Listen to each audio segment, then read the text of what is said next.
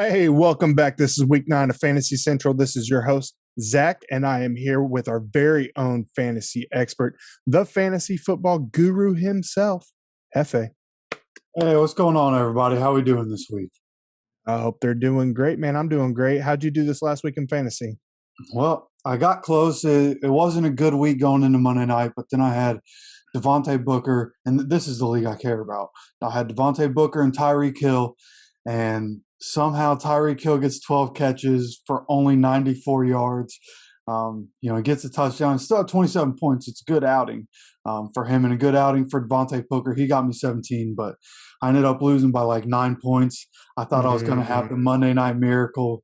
And I thought after the first half of that game, it looked like I was going to get 60 or more from those two by the end of the game. With, again, Tyreek Hill having 12 catches, I would have expected him to have like 180 yards and 2 touchdowns with that. But the way they were working the offense, I just got unlucky. The rest of my team kind of disappointed this week. Carson Wentz, couple interceptions, hurt it for sure. But, disappointing. I'm like 2 and no, I think I'm 3 and 5 in that league now. Ooh, ouch. Yeah, that's rough. I had actually a better week, surprisingly. I've been having dude, the injury bug has hit me bad. Both of my leagues that I participate in frequently.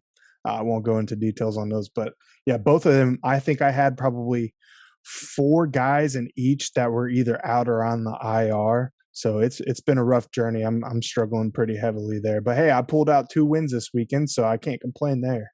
Nice. Yeah, the injury thing, that's what I've been dealing with on the main team that I care about because my top 3 running, my first overall pick was Saquon Barkley. And then 2 rounds later, I get Chris Carson. 2 rounds later, I get Kareem Hunt. And to start the season, that was great. And then they all started getting their injuries. Kareem Hunt, don't know when he'll be back. Chris Carson is going to try to come back in week 10, but he has what I've heard some people refer to as a chronic neck injury, which can be degenerative. He could be out for the season. So, and obviously Barkley's been out. Hopefully he'll be back in their next game. But it's just my top 3 running backs not being there kind of screwed me. Yeah, man, it's rough. All right, so real quick, shout out to all our WUBI live radio listeners. We appreciate you guys sticking around as a Horseman Pro Football Talk podcast just finished up. A reminder to all of you out there, you can catch the Horseman Pro Football Talk and Fantasy Central back to back on WUBI live radio. The app is available for free on your app store, or you can head over to wubi.live for more information. If you're watching on YouTube, Facebook, or simply listening on your favorite podcast platform, we also appreciate you guys. Hit that like, share, subscribe button and help us continue to grow. We're coming down the final stretch here. Only a few more weeks left in the fantasy football regular season. We do have a good show for you guys today. As always, Hefe is going to run down some guys that may be available out there on the wire, followed by his top 10 fantasy backs and receivers for week 9. We'll finish up with some guys you should be starting or sitting if you have them out on your roster. So without further ado, let's get to it. Week 9 waiver wire. The Lions, Seahawks, Washington football team, and most importantly, the loaded Buccaneers are all on buys this week, plus some big names like Derrick Henry going down for the season. So if you're in need of an emergency fill-in this week, who are you targeting on the waiver wire? So this week, and maybe it's just this week in particular, but I'm looking at, and I want to group these guys together. It's Boston Scott and Jordan Howard. And in this last game, they both get 2 touchdowns. Boston Scott ends up with 18. Jordan Howard ends up with 17.7. And look, there were 3 running backs that split the carries pretty much evenly. Kenneth Gainwell had 13 carries, but only got 27 yards on those 13 carries. And then Boston Scott and Jordan Howard both had 12 carries for right around 60 yards. Again, both of them had the 2 touchdowns on the ground. And if they're going to keep running the ball, which I think they will do because they were successful doing it, then I think both these guys have a chance to get in the end zone here. They're going to be playing the Chargers this upcoming week, another team that can't really stop the run very well. So I like Boston Scott and Jordan Howard with all the injuries, with the bye weeks coming in. If you need a guy to fill in, and those guys are sitting there, which both those guys are probably available in most leagues at this point in the season. And so I would think that you should go grab one of them if you're in need of a running back, another running back you might think, or actually we'll go with the pair of running backs here that you might need is obviously the fill-in for Derrick Henry. That's a huge hole to fill. How does it get filled? It sounds like it's going to be somewhat of a committee, but they're bringing in a guy that was Derrick Henry before Derrick Henry, Adrian Peterson. Obviously, he's older. He's 36, 37 years old, and he hasn't played this year. He's currently signed to the practice squad. He's obviously going to get elevated eventually. So this first game here, I like Jeremy McNichols to have pretty much all the running back workload for them. Before the Colts game, they had put their other running back on IR. So Jeremy McNichols should have a big time workload this week. He's obviously, I wouldn't expect him to get Derrick Henry like numbers. They have a good offensive line there, so he should have a pretty good day.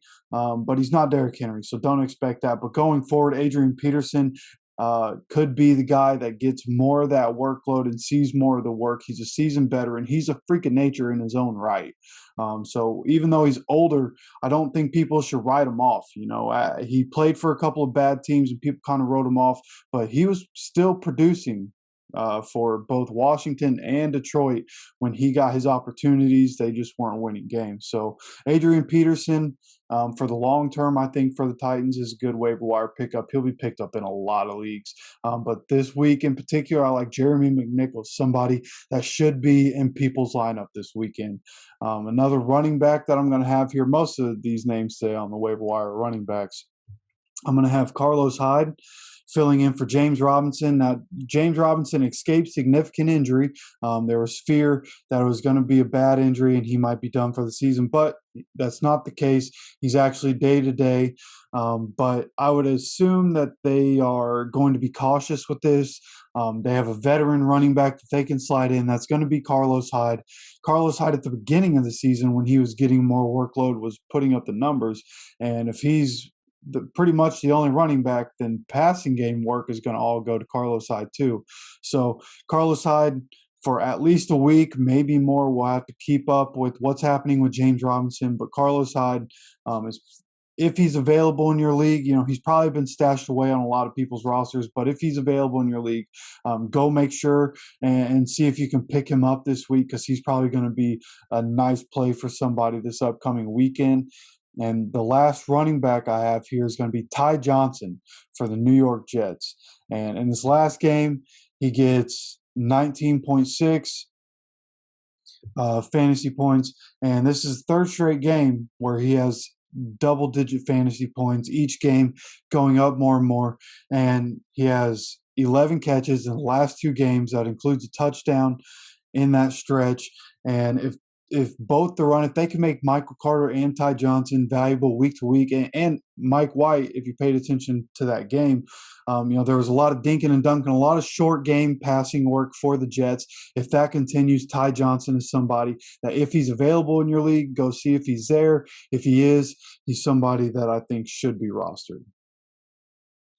Well, there you have it. Hefe's waiver wire running backs. You want to quickly run down? Well, I got Boston Scott on one of my lists, so I'll talk about him later, but we'll save that for now. So you want to recap those running backs real quick because there was quite a few of them in there. Yeah, there are 6 running backs here. We got Boston Scott and Jordan Howard for the Eagles. You want to monitor them if you're picking them up. Hopefully they continue running for you. They were able to make that work, so I think both these guys are valuable. It's Boston Scott and Jordan Howard. Another duo to pick up is Adrian Peterson and Jeremy McNichols for the Titans, picking up some of that Derrick Henry workload. Carlos Hyde as a fill-in for James Robinson, and Ty Johnson seems to be valuable for the Jets. There you go. I understand you have one more guy on your waiver wire picks. You want to care to talk about him real quick? Yeah, it's going to be Pat Friarmuth. And look, he plays for the Steelers, so who really cares? But with Juju out, Friarmuth is adding to what already looked to be like a productive season for him, even with Eric Ebron in the mix. But Eric Ebron, in Detroit and in Pittsburgh, seems to have issues with his hands. That wasn't an issue in Indiana. I guess we coached that better. But he's been having issues with drops again, and the trust that Ben Roethlisberger had in him when he first got there has seemed to have gone away, and Friarmuth has seemed to fill that void. Especially, like I said, with Juju being out, somebody has to step up. Friarmuth was able to get in the end zone, so that kind of lofted his value. But with the tight end position being so weak, you're looking for any kind of value and any kind of bright light that you can see. And I think Friarmuth has a chance to be somebody that week to week has a chance to get the end zone targets and get in the end zone. So I think he has value going forward for the rest of the season. Heard that. Understandable. There you go. Hefe's week 9 waiver wire picks. He's got quite a few running backs and one tight end on that list. So if you're in need, pick one of these guys up. They should do you some good going forward. All right, we're going to transition on into Hefe's week 9 top 10 running backs and fantasy football. We will start here at number 10.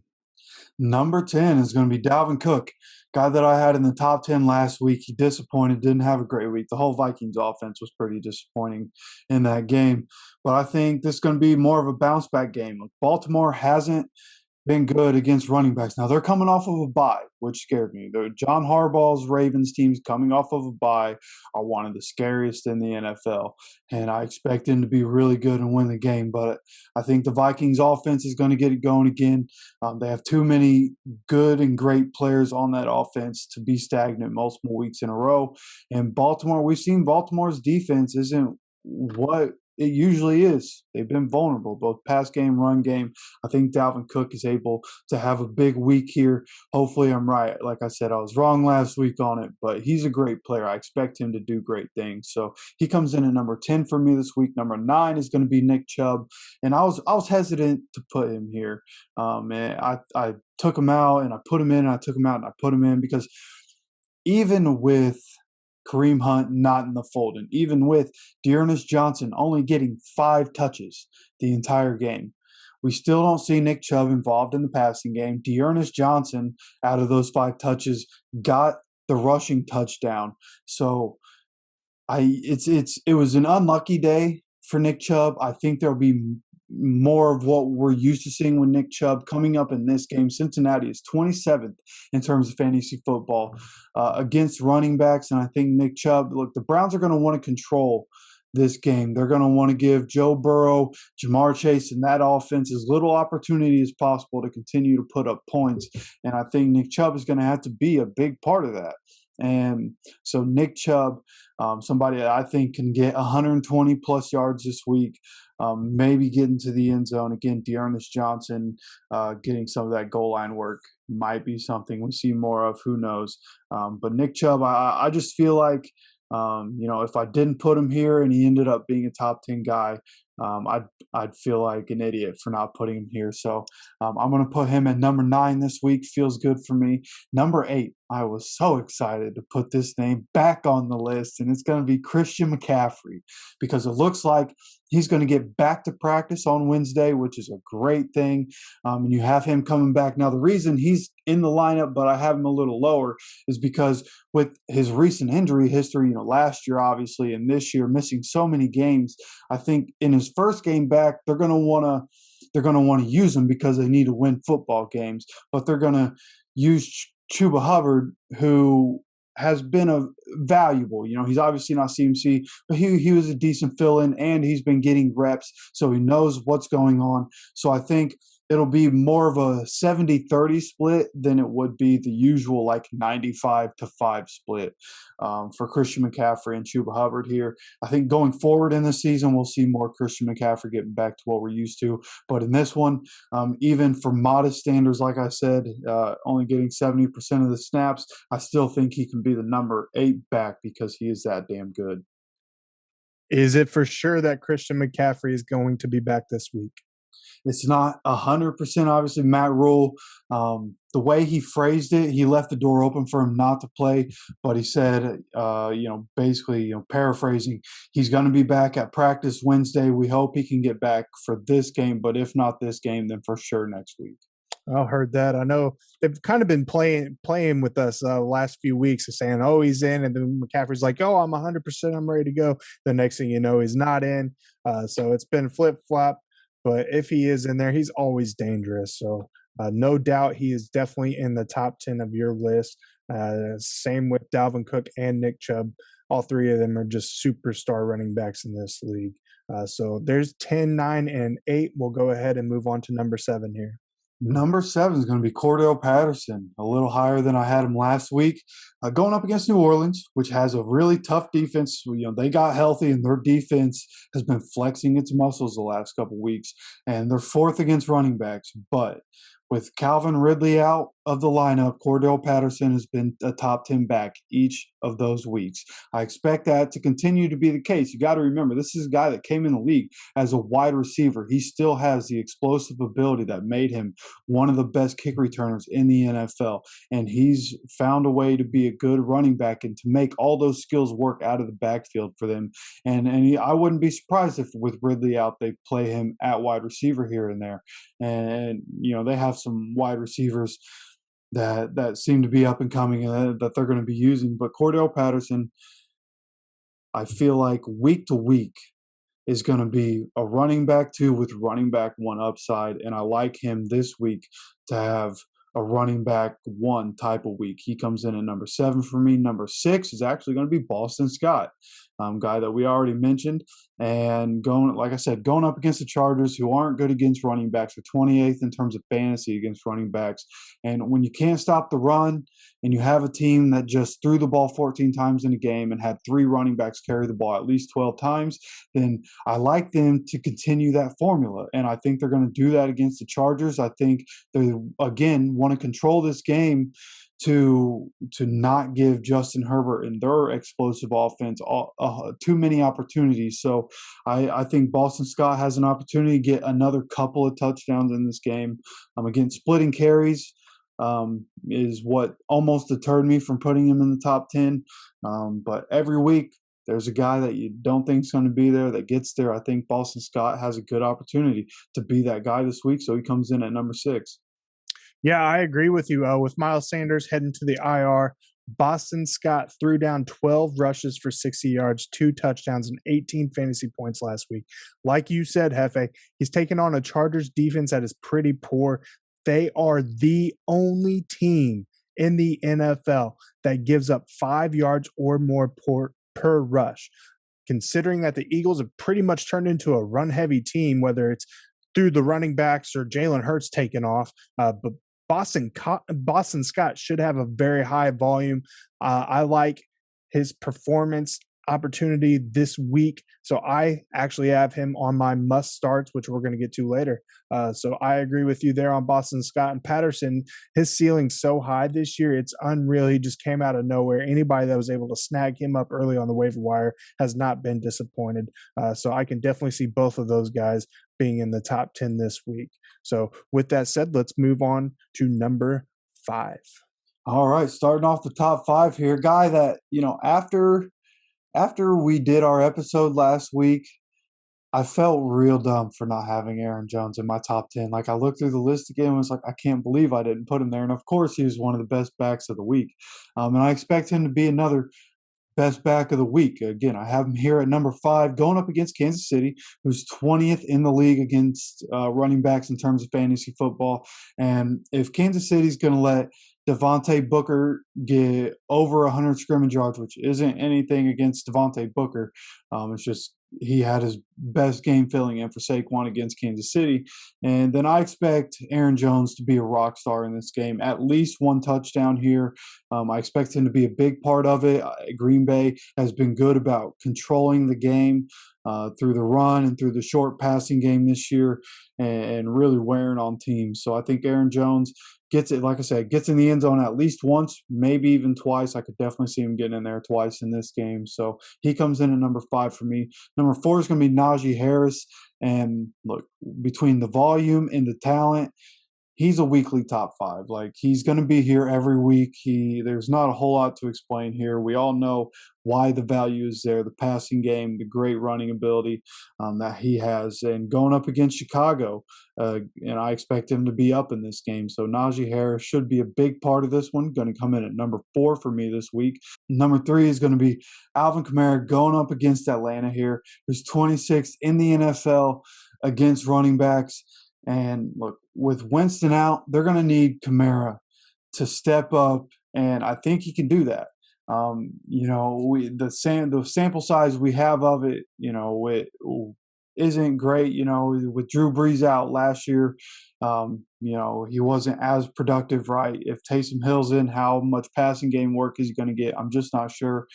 So it's something to monitor, but I think Alvin Kamara has proven this year that he can take, that workhorse workload and make it work. And he's been one of the best backs in the season this year. I think he can come up big against a pretty poor defense here for New Orleans. And with the lack of pass catchers there in New Orleans, it was actually rumored that the Saints were trying to get Odell Beckham Jr. before the trade deadline. They just couldn't come to agreement. So they know that they're limited at pass catchers. Alvin Kamara fills some of that void. He comes in at number 3 for me this week.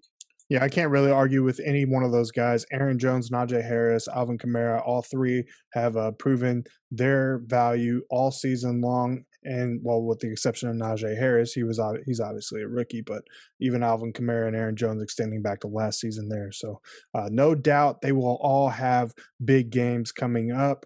Before we hit your top 2 here, you want to quickly run down your number 10 through 3? Yep. So number 10, we have Dalvin Cook against Baltimore. Number 9 is Nick Chubb against Cincinnati. Number 8 is CMC coming back against New England. 7 is Cordell Patterson against New Orleans. Boston Scott is 6 against the Chargers. Aaron Jones against the Chiefs. Number 5. Number 4 is going to be Najee Harris against the Bears. Alvin Kamara is number 3 against the Falcons. All right, here we go. The top 2 running backs for week 9 of fantasy football. And we will start with number 2. All right. So the top 2, with Derrick Henry out, things change a little bit. And, actually, I didn't know if you know this. Derrick Henry in standard PPR leagues is 40 points ahead of the next closest person. So even after this game, he might still be the number 1 running back in fantasy. That's crazy. Insane. Dude's a monster. Yeah, seriously. And the number 2 running back on the year behind him is Austin Ekeler. And Austin Ekeler has a nice matchup this week going up against Philadelphia. Philadelphia is good against the pass, not good against the run. I think the Chargers are going to try to exploit that. Even with the Chargers, when their offense looks out of sync, Ekeler still gets his fantasy points. He still gets his production because he's such a strong runner and he's so involved in the pass game. So going up against Philly here, like I said, I think they're going to have to involve him in this game because the Eagles have a good secondary. So Austin Ekeler seems like a shoo-in to be a top 2 back this week. Philly's 31st in terms of fantasy against running backs. So Austin Ekeler, the number 2 running back in fantasy, has a number 2 kind of week. Number 1 here is actually the number 3 back in fantasy, but he's only 1 point behind Austin Ekeler. That's going to be Jonathan Taylor going up against the Jets on Thursday Night Football. And look, the Jets are 32nd in the league against running backs in terms of fantasy football. So that's promising. Going up on Thursday, when you talk about Thursday games, the game plan is more simplified. So that works out when you think about a run-heavy team. They're going to be able to just run the ball and do what they do in their zone running scheme. And another thing that works for Jonathan Taylor is that when the Colts lose games, whether it was last year or this year, when the Colts lose, they make sure Jonathan Taylor is heavily involved, because they can't win games when they don't put the goddamn ball in his hands in the second half of games against the Titans when you have to win the game. So going up against the Jets, a team that they should beat, they should be up most of this game. When the Colts have played bad teams this year, they've beaten the hell out of them.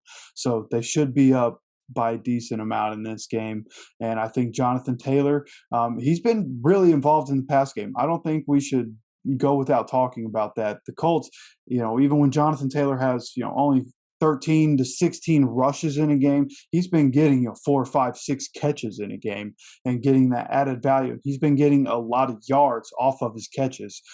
So Jonathan Taylor seems like a shoo-in for number one this week. He scares me on a short week. You never know how these Thursday games are going to go. But I think Jonathan Taylor has a nice opportunity to be the number one running back in fantasy this week and overtake Austin Ekeler for the number one running back in fantasy this year. There you have it. To quickly kind of hit on your Jonathan Taylor in the passing game. On the season, he has 21 receptions on 25 targets, 265 yards, and a touchdown. That is his 21 receptions on the year is third best on the team behind Michael Pittman's 45 and Zach Pascal's 26. So he's only 5 down on the Colts' number 2 receiver there. So he's actually 1 reception higher than Nyheim Hines, whose pretty much only sole purpose is in the passing game for the Colts. So Jonathan Taylor getting it done both on the ground and through the air. So I can definitely understand why he is your number 1 running back for Week 9 fantasy football. Yeah, and if you were watching the Colts game this past week, like Jonathan Taylor would be the number 2 running back in fantasy if it wasn't for a couple of holding calls on big running plays. He had like 55 yards of run that came back on 2 different rushes. So he could have had a better week last week, still had a really good week. If they clean those mistakes up, he's the guy. Absolutely. All right, there you have it. Hefe's Week 9 top 10 running backs for fantasy football. We will move into his Week 9 top 10 wide receivers for fantasy football. And of course, we will always start at number 10. Number 10, we're going back right to the Colts here. A guy that you had just mentioned is leading the Colts in receptions. It's going to be Michael Pittman Jr. going up against the Jets, who are actually 5th against wide receivers. They have a pretty good secondary. It's probably the strong point of their entire team at this point in the season.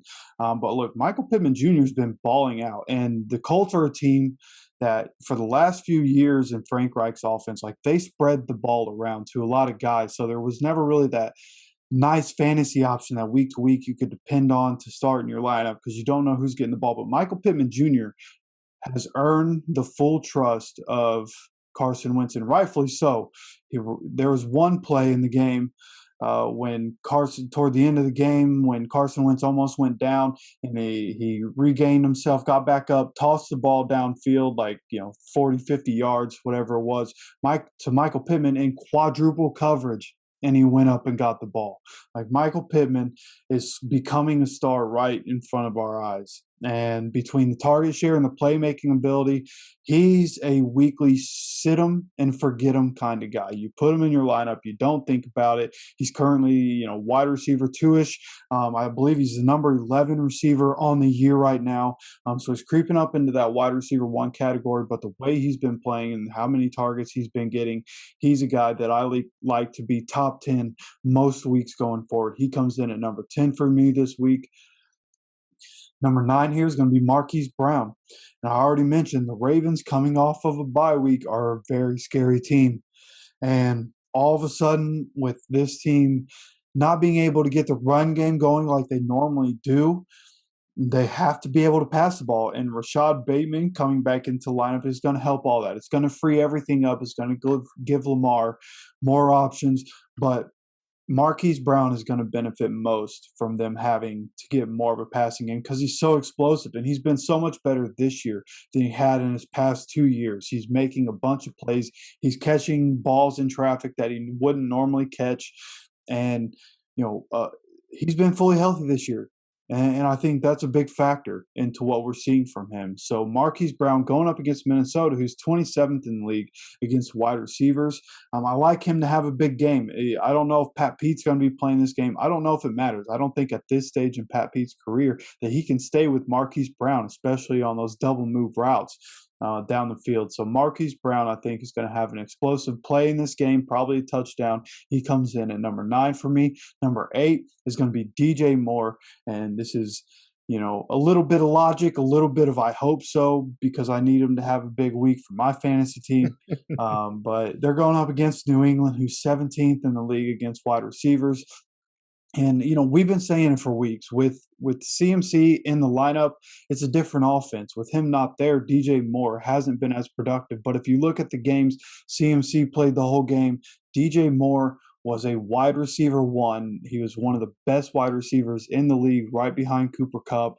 So with CMC coming back, that should open things up again, and this offense should get going. And Sam Darnold has a concussion. Will he play? I'm not sure.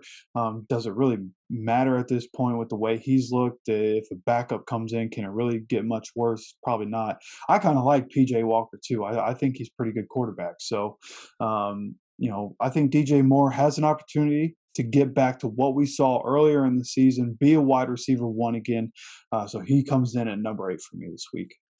Yeah, man. Let's talk about Michael Pittman real quick. Last season, he was really in the back trying to figure things out. But like you said, this is a star being born in the league.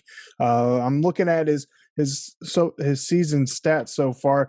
Last week against the Titans, he had 10 receptions for 86 yards, but he had 2 touchdowns, and that was on 15 targets. Ended up putting a 30 banger down in fantasy. He's also had 3 20-point fantasy games this season. Then he's hit double digits 2 more of those games and been held to under 6 points in 2 games. One against the Seahawks in the first week when the Colts were still trying to figure everything out. And then that weird, obscure game against the Texans a few weeks ago. Those are his 2 worst games. Fantasy value-wise, he's been putting up the numbers. He's had 4 touchdowns the last 4 games. Obviously didn't have any touchdowns in that Houston game 3 weeks ago, but the last 2 games alone, he's had 3 touchdowns. So Michael Pittman is definitely coming into his own, man, and he can be very dangerous, especially the more confidence he gets. It's going to be very interesting to see just how good he can get in this league, especially from now until the end of the year, because he seems like he's catching fire and he's not going to stop. That's how I've been feeling too. He seems to be getting open more, and when he's not open, he's still open because he's so big and he goes up over everybody and makes plays even in the pouring rain when it's hard as hell to catch a football. And he's been super impressive.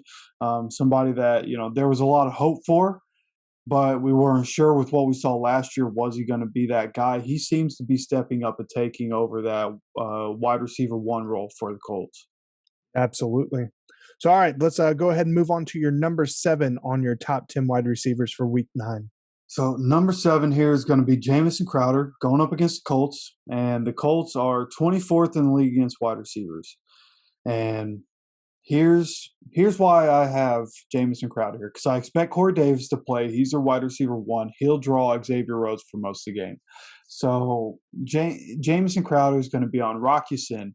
The worst thing that could have happened for the Colts defense was for Rocky Sin to get healthy, because he lets guys just catch the ball and then tackles them. Like, just go knock the ball down. Play up on him. Go knock the ball away like Xavier Rhodes and Kenny Moore does. Don't let the guy catch the ball. But Rocky Sin doesn't play that way. He likes to pad the stats. I don't know if he thinks tackles are something you can go into a contract negotiation with as a corner and be okay with. You don't want your corners getting tackles at all. So, I just feel like with the matchup, he's going to be able to get catches. If he gets thrown the ball, he's going to get catches. And so Jamison Crowder had a big week this last week. Obviously, if Corey Davis is in the mix, that might change things a little bit. But I do think that Jamison Crowder going up against the Colts secondary should have a decent week. I feel pretty good about that one, unfortunately. And then number 6 here is going to be Brandon Cooks going up against Miami, who is 31st in the league against wide receivers in terms of fantasy football. And look, Miami stinks. Like, they suck. They did get Howard back and got Jones back, and that made the difference in the pass game. We saw Emmanuel Sanders threw up a goose egg this past week. So obviously they're good there, but Brandon Cooks is a very good wide receiver, borderline elite wide receiver. And if Tyrod is back in the lineup, which it looks like he should be, then I think Brandon Cooks is not only going to see more targets, but more of those balls are going to be able to find him. And I feel like, you know, will they win? I don't know. This game's a toss-up, but Brandon Cooks should be able to exploit it a little bit. Again, if Tyrod is there, which I am expecting him to play. So I think Brandon Cooks has a big week here and shows out at number 6. Yeah, I have Brandon Cooks on my must-start list for wide receivers this week. He's the only offensive weapon for the Houston Texans. He's averaging 16 fantasy points on the season. He has produced more than 20 fantasy points in 4 games out of 8.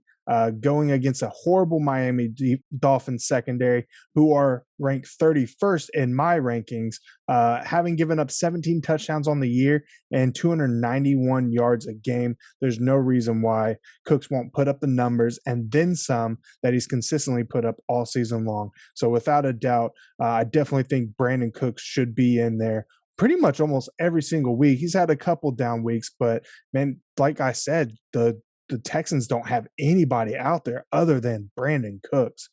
So I like him there. And Jamison Crowder was a guy I was high on going into the season. I was actually hoping to draft him. Thankfully, I didn't because he had been injured. But I can definitely see him getting in there, especially with Rock Ya-Sin. I know how you feel about him. I have to agree with you. He has not turned out to be the defensive back that we have all hoped he would become. So I can understand both of those guys being in there. So, all right, we'll move on to your number 5. All right, number 5, we're actually going to stay in the same game we were just talking about with Brandon Cooks. It's going to be DeVante Parker playing Houston here. Houston's 18th in the league against wide receivers, which actually Houston in 1 week against the Rams. You know, Cooper Kupp obviously doing what he does, Robert Woods, Van Jefferson. Houston went from 6th to 18th against wide receivers in terms of fantasy football in 1 week. Which really shows, you know, teams just like to run against Houston because they get up and they can't stop it. But I don't think that's going to be the case here in this game against Houston. I think DeVante Parker has a chance to have a big game because when he's healthy, he's been producing. Which is unfortunate for Mike Gesicki. He's my tight end. I need him to have big games. He's basically playing all wide receiver reps, no tight end. So I'd like some targets to go to Gesicki, but DeVante Parker's been good. You know, he's building off of what we saw last season when he got healthy at the end of last season and he was balling out. He's kind of doing it again and being a big part of that offense. And the Dolphins pass more than any other team in the NFL. So I think that, you know, with the Dolphins' lack of run game, DeVante Parker should be probably even for the rest of the season like a wide receiver 2 for most of the season. But I have him here as wide receiver 1. He's in number 5 this week. And number 4 here is going to be Jamar Chase going up against Cleveland, who's 16th in the league against wide receivers.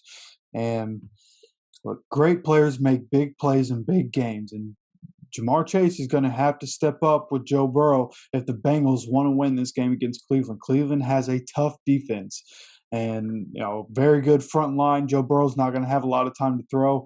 He's going to need to trust his guys. And I think because they're going to need to get the ball out of Joe Burrow's hands quickly, I think the receivers are going to be able to stack up the receptions in this game. It might be, high reception, low yard kind of game for a couple of these guys. But if any of them is going to break out for a big one in this one, I think it's going to be Jamar Chase. We've seen it so many times this season. He's one of the best rookie wide receivers in NFL history up to this point, and I think that's going to show again. They just got kicked in the mouth by the Jets. They're going to have to bounce back and win so that they don't move to 5-3. They were just on top of the AFC, the entire AFC, and now they're not even on top of their division. So they're going to need to win this game to keep pace. And so I think they're going to have a big game. Jamar Chase is going to lead that. He comes in as number 4 wide receiver this week. And number 3 here is going to be Deebo Samuel going up against Arizona, who's 14th in the league against wide receivers. And the target share keeps Deebo Samuel in my top 10s every week. And he's actually been top 5 for a couple weeks in a row. And he's been doing really well. He's been a top 10 wide receiver most of the recent weeks. So Deebo Samuel, he's just too good not to put here. I like the matchup. Again, 14th against wide receivers. On the ESPN app that shows up as red, I think, but it's not crazy. I think they'll be able to expose it.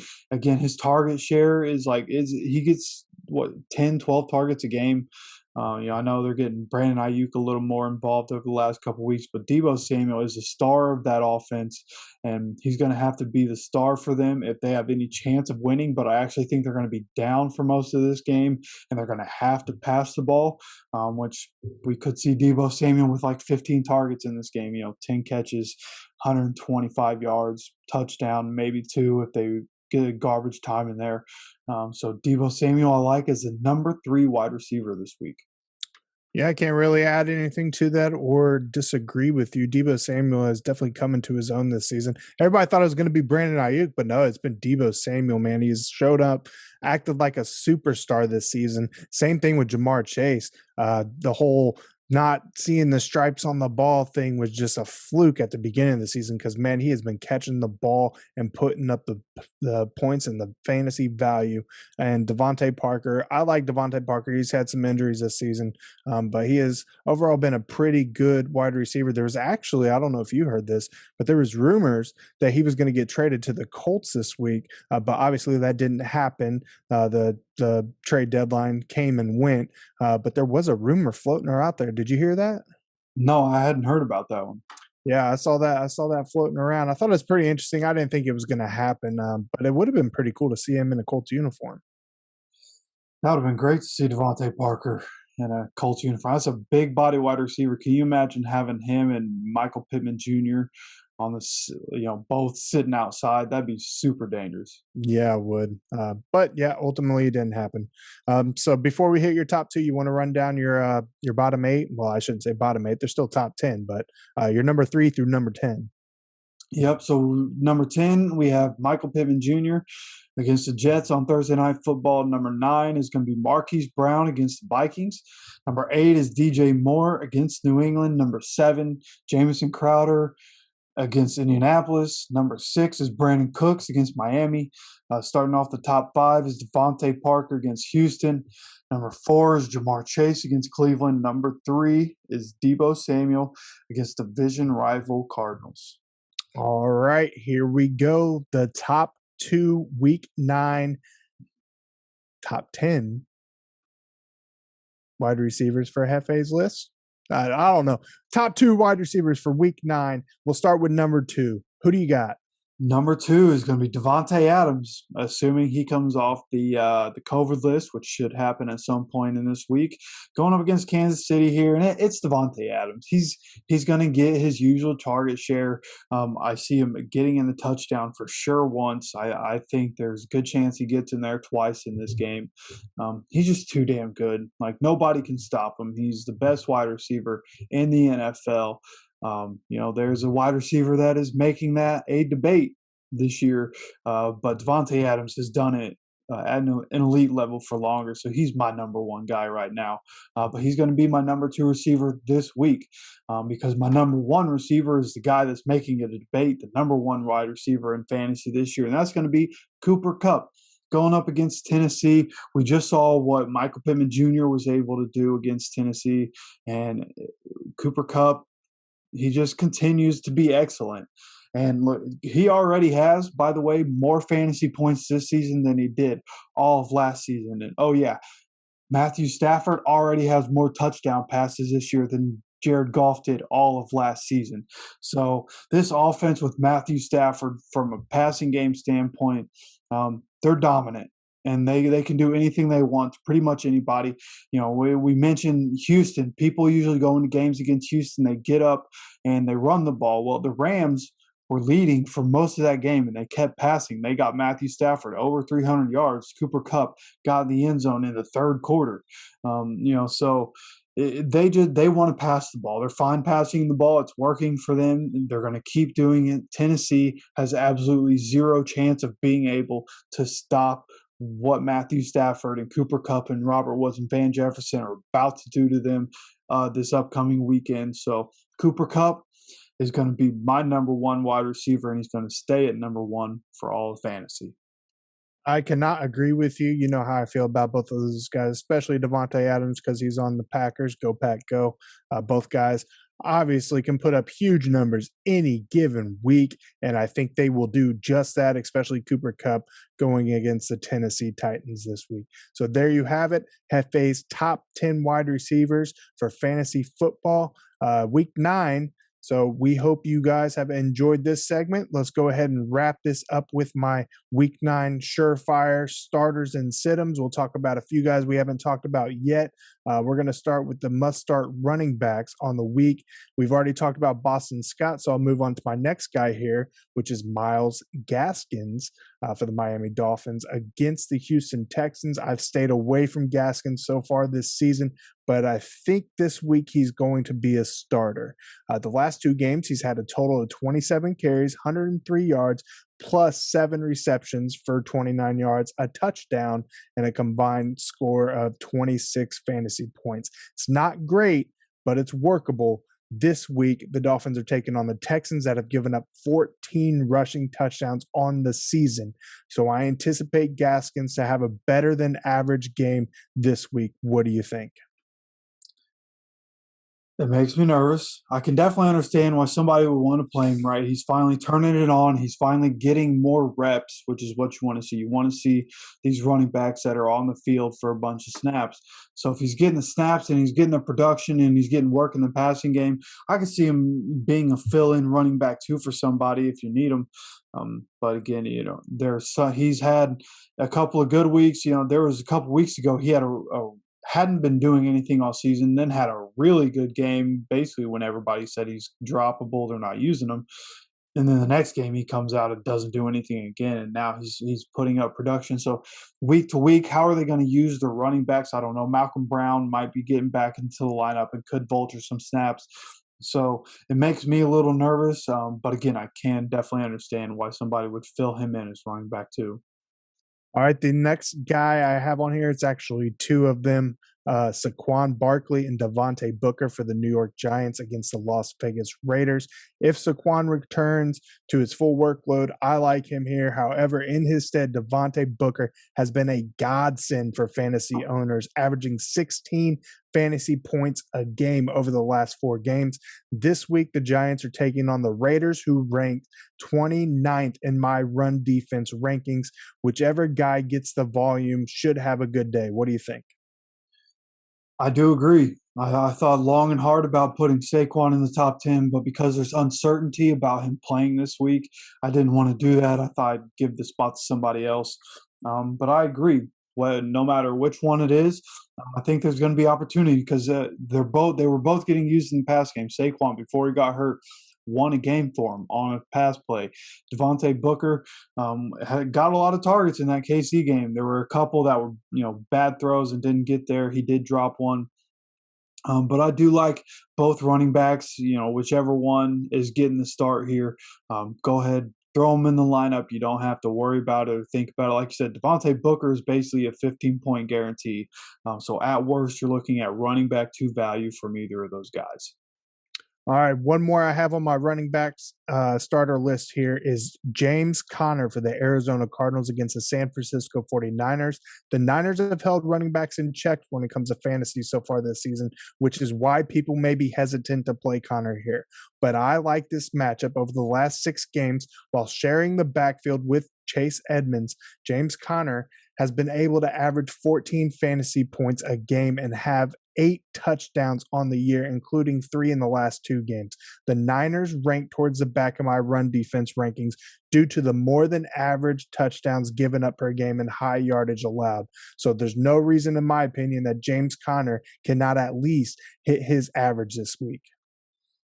Yeah, See, I thought about both of those running backs, Chase Edmonds and James Conner, and I feel like this is going to be more of a James or not so much of a James Conner week and more of a Chase Edmonds week because when you look at the San Francisco 49ers, I don't think they're as good as they are in terms of fantasy against running backs because of how their run defense is. I think it's because of how bad their pass defense is and teams exploiting their pass defense.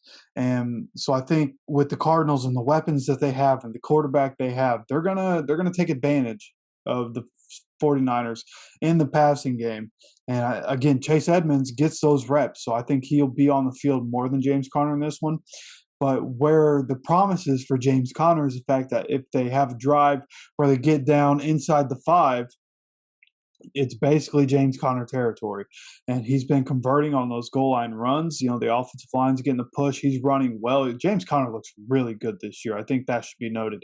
He looks better this year than I think he ever did with the Steelers. He Yeah, looks absolutely. really good. So there's certainly that chance he breaks out. But again, I think the game script and the game plan for this one is going to be to pass more because the 49ers can't stop the pass. Their secondary is really bad. So again, James Conner, probably a flex option, running back 2 kind of option this week because he'll probably fall in the end zone once. But I think Chase Edmonds has more upside to be somebody you put as one of your RB1, RB2 this week.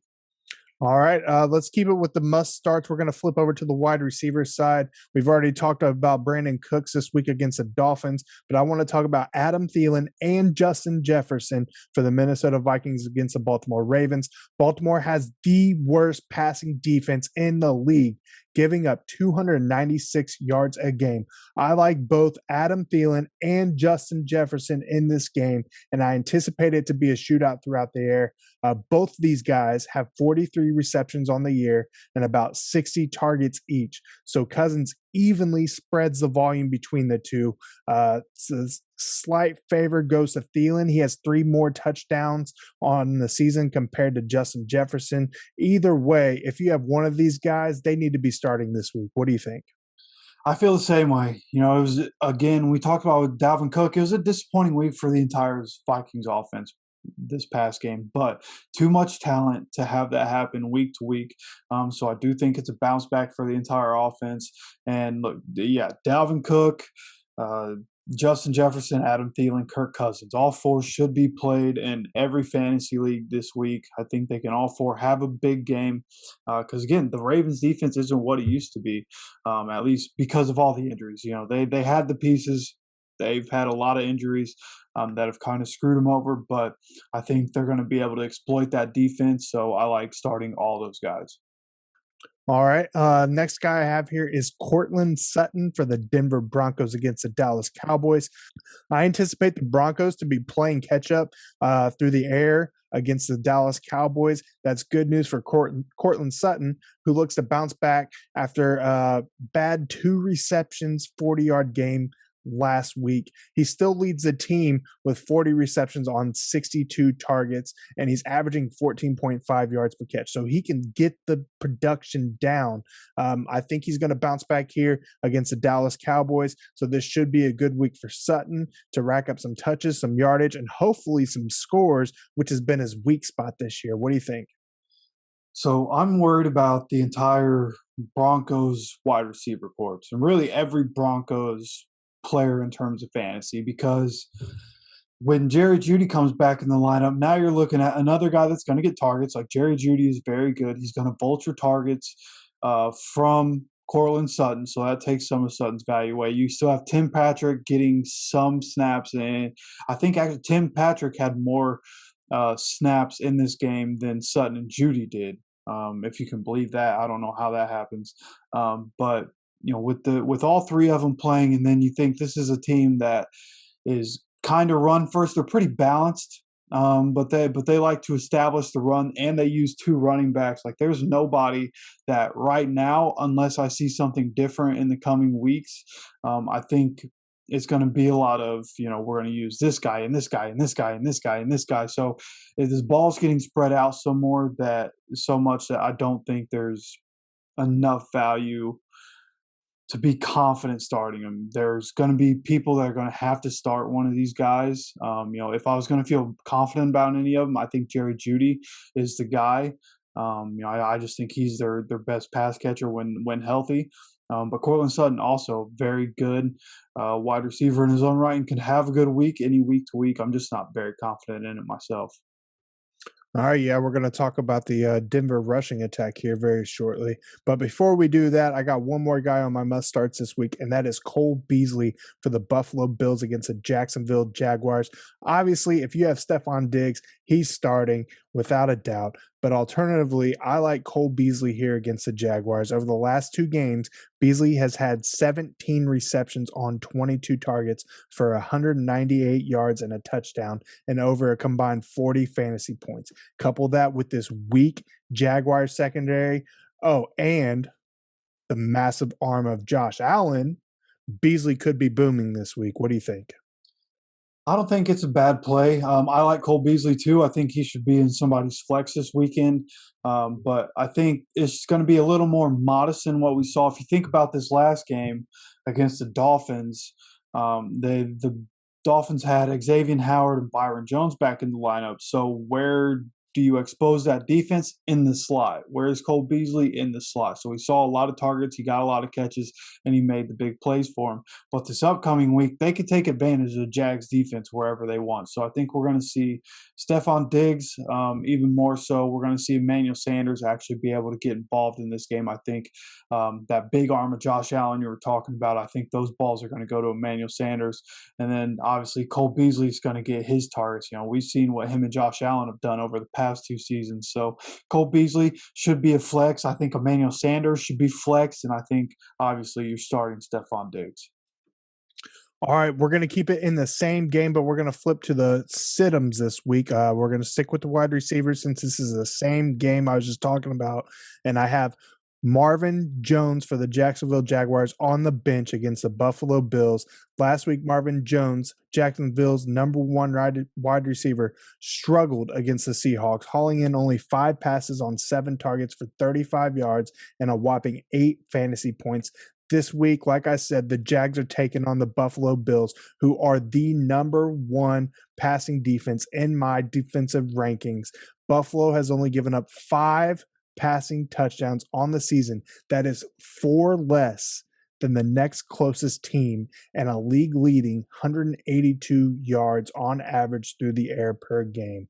I do not like Marvin Jones here. What do you think? Yeah, this one's pretty obvious. You're staying away from all pass catchers for Jacksonville. Jacksonville's a bad football team. And like you said, the Bills' passing defense, we're halfway through the season. Like the Bills' passing defense is this legit. They have been this good all year. They're going to stay this good. You are not touching Jacksonville this week. All right.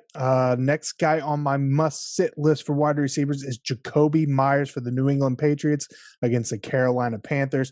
Last week, Jacoby Myers and the Patriots took on the 5th best passing defense in the league, and Myers struggled, only catching 4 balls on 9 targets for 37 yards and 9 fantasy points. This week, they're taking on the 2nd best passing defense in the Carolina Panthers. The Pats have relied on the run game more and more, so with the bad matchup, I don't like Jacoby this week. Neither do I. And I don't think it should be understated that Stephon Gilmore is playing at home in Carolina, and for lockdown, going, and this is a big time revenge game. Jacoby Myers, by the way, in all the games he's played and all the catches he has, he's never caught a touchdown, so you can't expect him to get in the end zone. So he's going to be locked up in this game. I picked him up. I picked Jacoby Myers up on a couple of my fantasy teams because I thought he's got to get a touchdown at some point. But even when he gets touchdowns, there are flags that negate those touchdowns, and it always comes back every time he's ever had a touchdown. So, I'm staying away from him this week for sure. There's a bunch of reasons to stay away from him. And don't forget the Patriots are a run team first. Like they run the ball and then work the play action and let Mac Jones work off that. So, Jacoby Myers, not somebody that I feel comfortable with right now. All right, one more guy here on my wide receivers list, and that's DeVonta Smith for the Philadelphia Eagles against the Los Angeles Chargers. DeVonta Smith has been held under 6 fantasy points in 4 out of 8 games this year and only has 1 touchdown. Could you believe that? 1 touchdown for DeVonta Smith this year. I would have never thought, as somebody who thought he was the best wide receiver coming in this year, I thought he would have a Jamar Chase type of season, honestly. Yeah, no kidding. So it's been a hell of a surprise so far. Last game against a mediocre Detroit Lions secondary, he had 1 catch for 15 yards on 3 targets. This week, he's going against the Los Angeles Chargers, who, as I previously have said, is 5th in my rankings, having given up 9 touchdowns on the year, which is tied for 2nd best in the league. I don't like this matchup at all for DeVonta Smith, especially since the Eagles and primarily Jalen Hurts has been running the ball more and more every single game. Yeah, that's what it comes down to for me. Like, what's the game plan going to be against the Chargers? What everybody else does. You run the ball. They just threw the ball 14 times. If they're going to start throwing the ball between, 12 and 22 times a game, that's not great for any of their pass catchers. DeVonta Smith, like you said, has been pretty disappointing. He's had a couple of good weeks, but you can't trust him. You can't trust that passing game for Philly. So I would definitely be staying away from him right now. All right, that's all I got for wide receivers. I got 2 on my running back sit-em list this week. First, I'm going to start with James Robinson for the Jacksonville Jaguars against this Buffalo Bills defense. I've been a big proponent of James Robinson all season long, but I do not like this matchup against a stingy Buffalo Bills run defense. They've only given up 6 rushing touchdowns on the season, 86 yards a game, and they're boasting the best pass defense as well. So there's not a whole lot of options for James Robinson, if he even plays, to break through here against the Buffalo Bills. So I think if you have James Robinson this week, at least look for a better matchup on your roster. What do you think? Yeah, I think in this hypothetical, if he plays, right now it's not looking good. If he plays, I don't like it.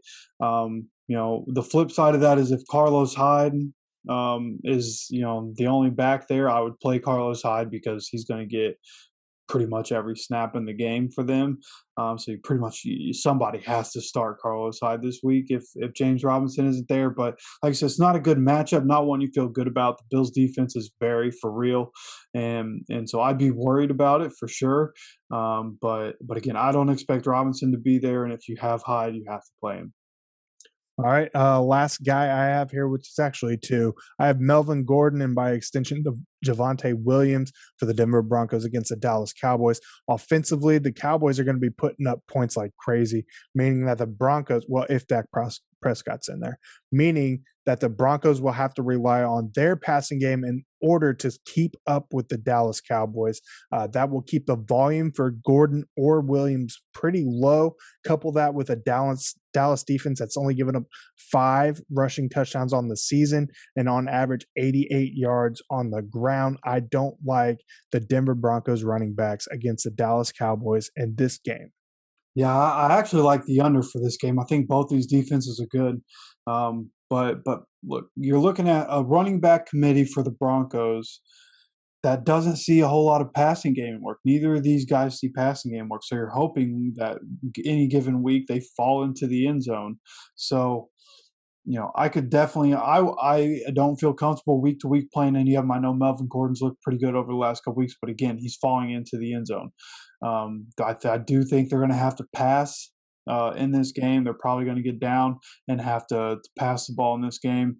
And so, yeah, I don't feel comfortable week to week with either of those guys. All right, heard that. That's all we have for you guys this week. Is there anything you want to say before we head out here, Hefe? Yeah, there are just a couple other players I think people should keep an eye on. I didn't really want to add them to the waiver. Just, check if they're available, see what your team construction looks like right now, who you might need. But look, we have Saints quarterbacks, mostly Taysom Hill. Trevor Siemian isn't a superstar. We've seen him play before. He can function but he's not a superstar. But if Taysom Hill comes back from the concussion, and he's going to be the starter, obviously with his rushing ability, and them being able to even slot him out, put Simeon at quarterback, slot him into a tight end role, maybe even catch a touchdown. Like Taysom Hill has so much value at that quarterback position. So somebody you keep an eye on, maybe you pick up if you're doing flyers for quarterbacks every week. Another guy here is going to be Van Jefferson. Deshaun Jackson is getting released by the Rams. Van Jefferson is a deep threat. This team passes the ball a lot. So look for Van Jefferson, the Rams wide receiver. If you need a guy, Logan Thomas, even though Washington's on a bye, it's a good time to go see if somebody dropped Logan Thomas at some point to fill a roster spot. Because when he comes back, he'll see a lot of targets, and he's a pretty damn good tight end to have. Rashad Bateman for the Ravens. As he continues to get healthy and get comfortable in that offense, I think as people start to make their playoff push, he's going to be a very valuable asset. So if he's available, go pick him up. Jamison Crowder, assuming Mike White can take this job and the offense looks better with Mike White, we'll have to see if he can be consistent. But Jamison Crowder has some value. Go check and see if he's available in your league. Hunter Renfro's another guy. Actually, I want to talk about him last. Tajay Sharp here. For the Falcons, he's a wide receiver. Obviously, with Ridley out, somebody has to step up. There's obviously Russell Gage is there. But Tajay Sharp in the games without Ridley has looked pretty good, and he's earned some trust from Matt Ryan. So he's somebody that if you need to fill a roster spot, you have injuries or whatever it may be, bye weeks, Tajay Sharp is somebody to keep an eye on. Somebody you might just put on the watch list and see what happens this week. But I think he can do some stuff. And again, Hunter Renfrow, guy that I want to talk about last because I feel like we have to talk about it. With what happened to Henry Ruggs and the incident that happened with him, somebody, when we're talking about football and fantasy football, somebody has to step up and take production. And that's obviously going to be Bryan Edwards and Hunter Renfrow. Hunter Renfrow, more so the connection he has with Derek Carr, I think is evident. And so we should see a huge spike in production from a Hunter Renfrow. Yeah, I agree. And I also want to throw out there our thoughts and prayers are with the family who passed away with the incident with Henry Ruggs. That's always very tough to see happen. But yeah, I would anticipate Ruggs not being around anytime soon as he deals with the ramifications of some poor decision making and all that. But in retrospect, yes, Hunter Renfrow will definitely be getting a bump in volume. He's already had a pretty good season so far too. So I actually have him on one of my fantasy teams, and he's done pretty well. So I can't disagree with you there. So, all right, well, that's all we have for you guys this week. We appreciate you all for tuning in. Hopefully, Hefe and I were able to provide you with some insight to help get you an advantage in your fantasy league. Real quick, we have a poll up on our website that we'd love for you to hop on and cast a quick vote. Also, if you're looking to take your fantasy team to the next level, we offer some premium exclusive content that you can only find on horsemansports.com. Head over there, check it out. Special limited time founders deal is available. You do not want to miss out on that. That's horsemansports.com, all one word. As always, special shout out to all our WUBI Live listeners for tuning in. You can catch the Horseman Pro Football Talk podcast and Fantasy Central on WUBI Live every Thursday at 5 p.m. Eastern Time. The app is available for download for free in your app store, or you can visit WUBI.live for more information. Good luck to you all this weekend, and we will see you next week.